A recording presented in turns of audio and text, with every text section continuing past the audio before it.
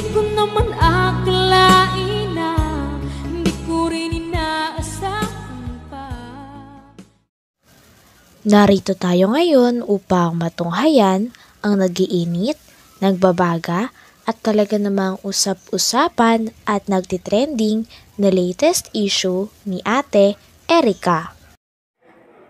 Sa pagpapatuloy ay narito muli si Kalingap Val Santos Matubang upang pag-usapan ang issue sa pagitan ni Ate Erica at ng kanyang pamilya, lalong-lalo na sa kanyang lolo na si Lolo Miguel. Dito nga ay makikita natin ang lola ni Ate Erica na in-interview ni Kalingap Val Santos Matubang. Talagang makikita nga rin na nalulungkot din ang lola ni Ate Erica sa mga nangyayari sa kanilang pamilya at sa mga away na nagaganap. Masaya tayo lahat. Ngayon parang wala na nagbago na lahat. Kahit nasa ng mga anak ko. Wala sila lahat. Sama-sama. Ngayon parang iba na. Iba na dahil sa pera.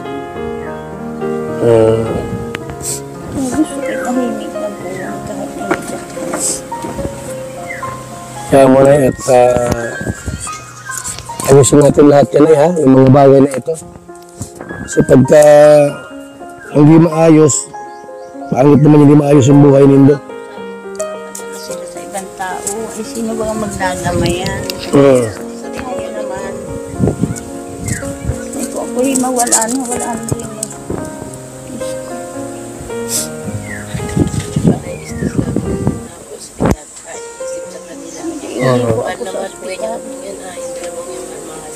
Unang upo po namin yun, dalawang yun.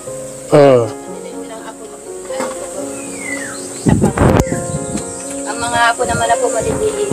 Nay, apo ba, ano yan? Sila, Erica ba sila may apo nyo sa panganay yun? Panganay namin babae. Okay.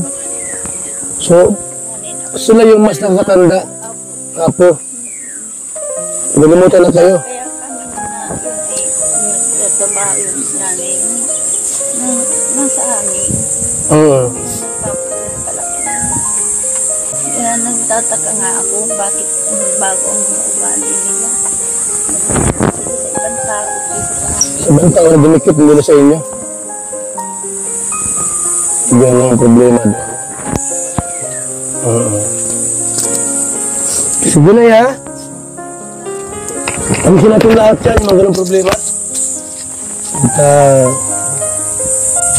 yung tao kasi mahirap ba eh.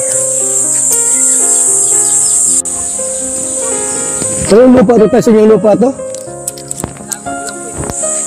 Ay, yung lupa ito. Ano ka na kayo dito? Dito kayo pala. Kayo tao dito, yung alaga. Sino may-ari nito? Rangilis po, Igna. Taga-Mercedes. Ano problema na pag inayos yung bahay nila? Makikita rin natin dito, tinanong ni Kalingap Val kung ilang taon na ba ang lolo ni Ate Erica. Talagang mong nalaman nga ni Kalingap Val ang age nito ay medyo nalungkot siya dahil masyado nang matanda si Lolo Miguel para magproblema pa o masangkot pa sa mga ganitong away at mga issue. Kaya naman nalulungkot nga rin si Kalingap Val dahil hindi pa rin ayos ang kanilang pamilya. Nagkakapira naman ako. So para paano, yung mga anak ko naman nabigay sa akin, mas 500. Yung anak naman ako nagtatrabaho doon, 1,000, 500. Then napadala naman sa akin. Pag ako'y nalagas-lagas dito, may korda din ako dito. Hati naman kami ng may-ari. Kaya hindi ko i-interest man sa kanilang. Ilan taon ka na? Ako na ay 60, na ako. Double 6 na. 66 si nanay. Ano yan, 63. Mas matanda po kayo. So, alam ko lang po kasi yung pinost niya sa social media kung totoo yun. Pala, palang pera ka ng gatmo para sa materialis pala yun. Materialis lang po yun, ang nahawakan. Yung po ang totoo, maski kanila, materialis lang binili ko nun. Pero kanilang pira, yun di sa akin. So, yung tindahan mo ba dyan ay, dahil yung tindahan niya galing sa... Kay Kung pa po yan, kay Ruel pa yan. Kaya sa asawa niya. Yung pero lubos na yun. Yung laman ng tindahan. Yung bahay. Okay. Hindi yung laman ng tindahan, ubos na yung kay Royal dati. Yung pong bahay po, ano pa po yan, yung tinutulong pa po yan ni Sir Will. Oo. Hindi yung laman ng tindahan. Yan po sa sahod na po mga Sahod na sa asawa mo. Wala kay Erika dito. wala. Sabi, ang kwento, mayroon kay Erika dito. Ha? Inaambing nila. Tutuloy na kung hindi daw po kay Erika, hindi ako magkakasindahan. Sabi mo gano'n? Po ang mga ina. Kung hindi dahil kay Erika, wala kay tindahan. Pero hindi totoo yun. Ito mga kalingat po, kasi mga kalingat po nila. Grabe naman. Ano yung nasa ng puso nindo? Ito may naman pa ate. Ha? Ha? May naman pa. Kuha ng mga gastusin sa luluto. Dito na. Okay. Ito ng bahay niyo rin. Asawa mo? Sa Manila po.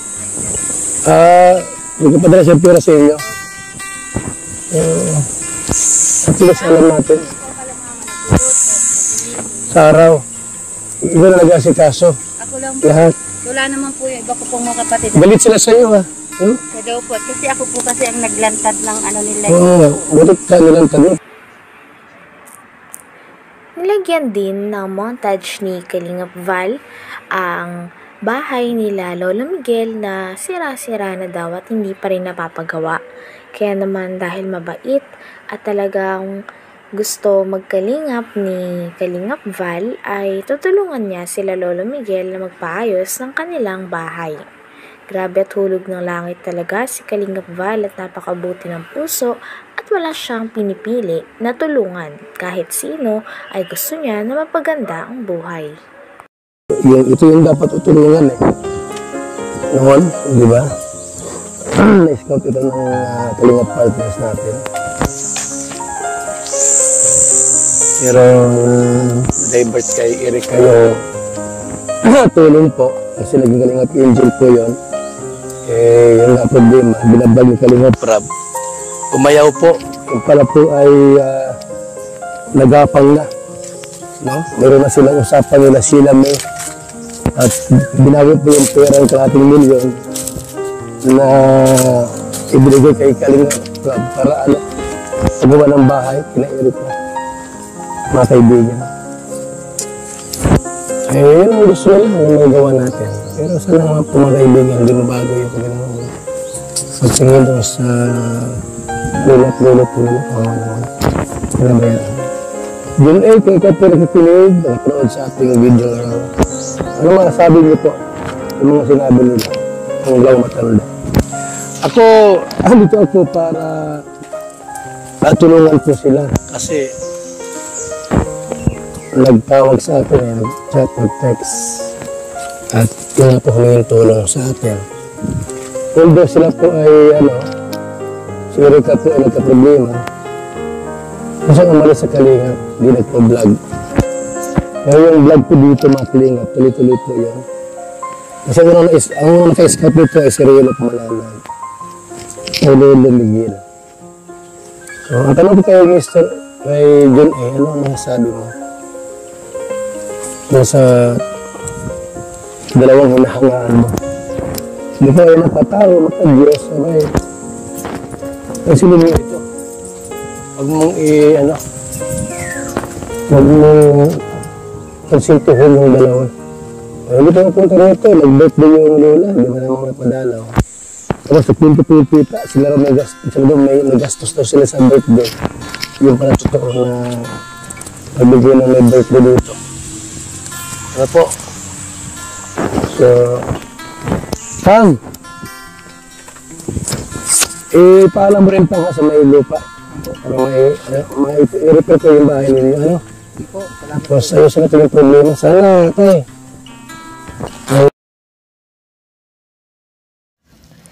Hanggang dito na lamang muna ang ating nag-iinit, nagbabaga, pinag-uusapan at talaga ng mga nagtitrending na latest issue ni Ate Erika. Maraming salamat sa inyong panonood. Hanggang sa muli. Bye!